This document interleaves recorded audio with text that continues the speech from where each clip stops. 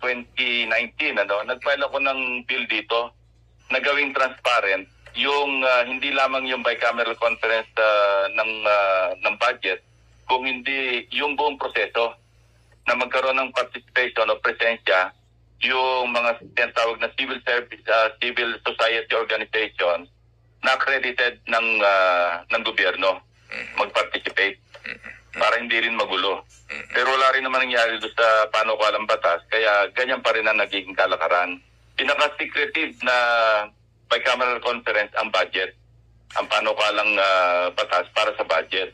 Kasi yung ibang mga bicameral conferences na mga simple o yung ordinaryo panukalang batas, pinapayagan namin yung mga yung media na mag-cover. Pero nagtataka nga ako bakit pagdating sa budget, hindi pwedeng mayroong iba nakakarinig. At walang minutes and dead, alam mo naman din yan.